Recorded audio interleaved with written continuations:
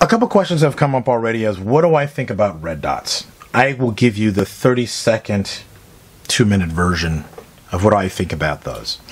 I think that red dots, just like they have found their use in rifles, are probably going to become a standard on everyday carry systems. I don't think that they're quite yet. I think that they're still going to take some getting used to, especially for those of us that have gotten used to iron sights for a long time.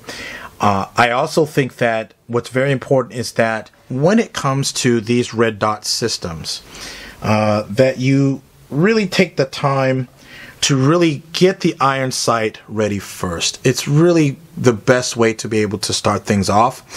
Make sure that the iron sights themselves are in a good position first, that those are straight before you worry about the red dot. The second thing that I've kind of realized too, or that might be the third, is that sighting these is rather difficult. These hollow suns especially, they don't have discernible clicks like they do on like rifle red dots, but that's just me with my experience on this one. They were not easy to sight because as opposed to a red dot on a rifle in which you have 3 points of contact to allow for more stability, you only have 2.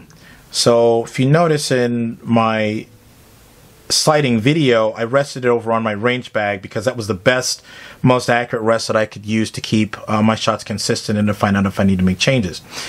What you really have to account for that people tend not to do is they don't account for the grip. So as though I made that same whole discussion about using the large back strap over the small one, the grip is going to be, it has to be consistent when it comes to this firearm, especially when you're sighting. So you don't have to white knuckle everything, just in a natural, good firm grip that you were supposed to, as though you were using iron sights.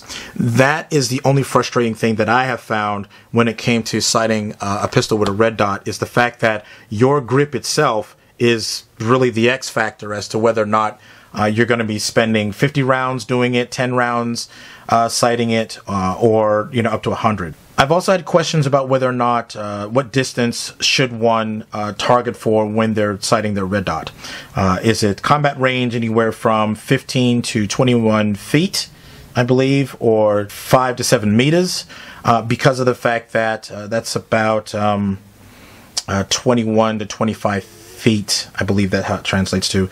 And that's mainly because of the fact that there are going to be times where if you're trying to shoot something at distance a little bit further than that, if you're going out for a target that's ranged out to 50 yards or more, in my opinion, if you're defensive shooting, are you really being defensive at that point? And I kind of argue no.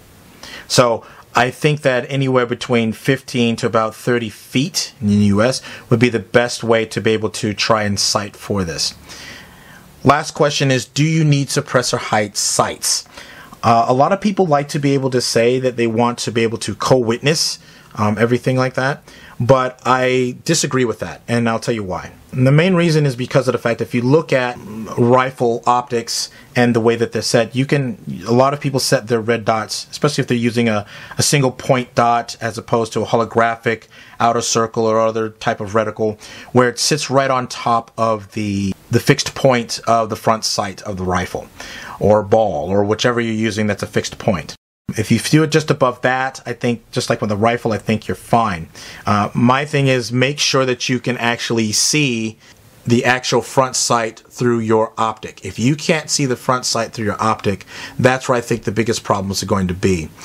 I don't like big, large optics that have big windows, and some people go, oh, why not? That helps with your peripheral vision.